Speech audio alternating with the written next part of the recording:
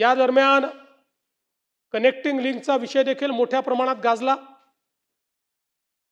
आणि मला तर कधी कधी आश्चर्य वाटतं, काही लोक तर असे आहेत की एखाद कोटी खोटारडे लोक मेल्यानंतर ते पैदा झाले असते आणि लाजही वाटत नाही हो खोटं बोलायला. कनेक्टिंग लिंक सुरू झाल्यानंतरही दुसऱ्या दिवशी टीव्हीवर येऊन खोटं बोलतात.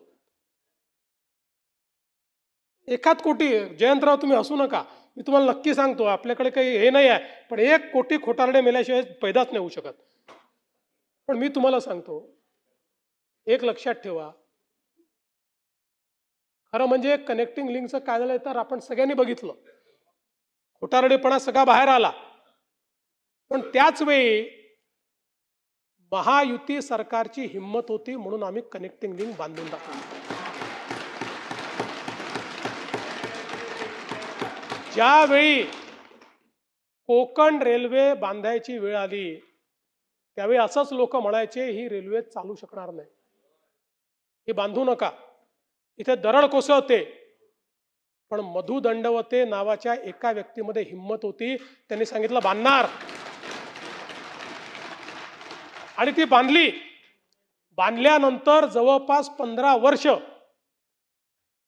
दरवर्षी दरड कोसळायची, पण त्या प्रत्येक वर्षी आपण शिकायचो आणि त्या ठिकाणी काही ना काही काम करायचो आणि ती दरड कोसळणं बंद करायचो.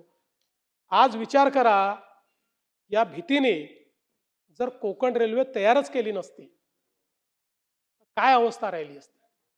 आणि म्हणून ही जी मिसिंग लिंक आहे, या मिसिंग लिंकचा इतिहासही असाच आहे.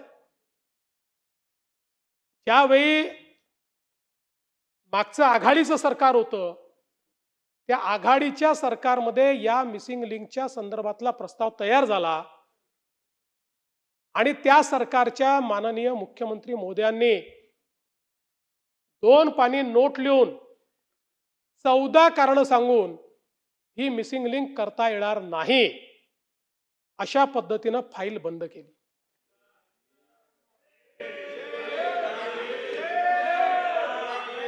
चौदा कारण दिले, 14. पण लक्षात ठेवा, गिरते हैं शेरे सवार ही मैदाने जंग में, गिरते हैं शेरे सवार ही मैदाने जंग में, वो तिफल क्या गिरे जो घुटनों के बल चले. आणि आम्ही निर्णय केला, हा निर्णय केला, अधिकाऱ्यांशी बोललो, एक्सपर्टशी बोललो, त्यांचं म्हणणं होतं शक्य आहे, हे आपण करू शकतो, आणि आपण ते करून दाखवलं आणि कनेक्टिंग लिंक तयार झाली. ही नुसती लिंक नाही, इंजिनिअरिंग मार्वल तयार झालं. जगातला सगळ्यात मोठा बोगदा, सगळ्यात रुंद बोगदा जगातला, आणि भारतातली सगळ्यात उंच वायाडक्ट, सगळ्यात उंच केबल स्टेड ब्रिज भारतातला, हा आपण त्या ठिकाणी तयार करून दाखवला. जिथे 170 किलोमीटर प्रति तासाचा वारा येतो, त्या ठिकाणी आपण ही मिसिंग लिंक तयार केली किंवा कनेक्टिंग लिंक तयार केली. आणि मला अतिशय त्या सगळ्या इंजिनियर्सचं, कॉन्ट्रॅक्टर्सचं, अधिकाऱ्यांचं कौतुक करायचं आहे की ज्यांनी हे इंजिनिअरिंग मार्वल तयार करून दाखवलं. आज त्या एका कनेक्टिंग लिंकमुळे संपूर्ण घाट सेक्शनचे ऍक्सिडेंट संपले, घाट सेक्शनचा ट्रॅफिक संपला. आणि आज आपण पाहू शकतो की घडलं काय, तर त्या ठिकाणी दरड वरून कोसळली,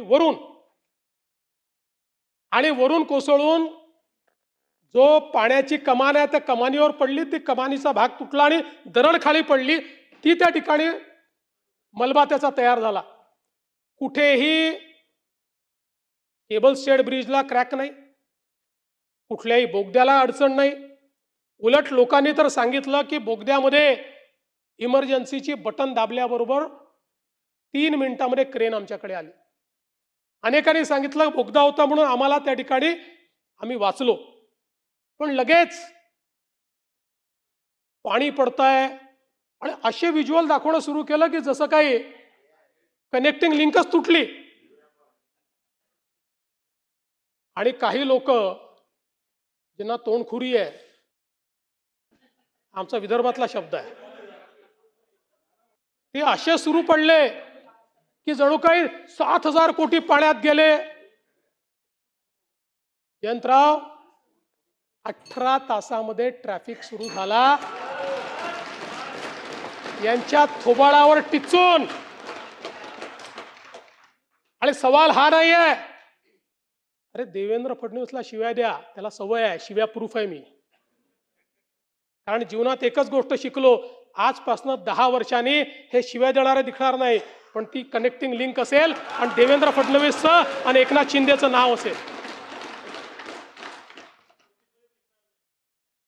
पण माझा आक्षेप या गोष्टीला आहे, मला बदनाम करा पण महाराष्ट्राला बदनाम करू नका.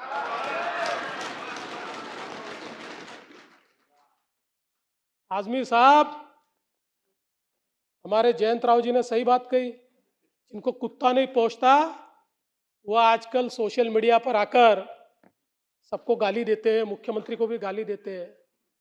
ऐसे कुछ भाड़े के टट्टे इस मिसिंग लिंक के बारे में भी पैसा ले लेकर सोशल मीडिया पर लिख रहे थे. उनको भी कह देना चाहता हूं, अगर महाराष्ट्र का अपमान करोगे छोड़ूंगा नहीं.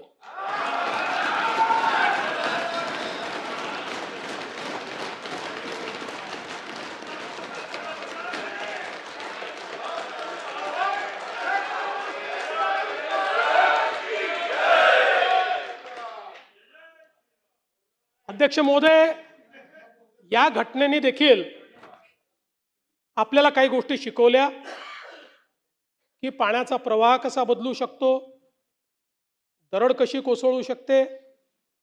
आणि म्हणून पुन्हा IITच्या एक्सपर्ट्सशी आपण चर्चा केली. त्यांनी आपल्याला अजून काही ठिकाणी वायर मेश लावली पाहिजे, कुठून दरड कोसळू शकते, असे आता नवीन आराखडा एक दिलेला आहे, तोही आपण करू, म्हणजे पुढच्या वेळेस कदाचित अशा प्रकारची घटना होणार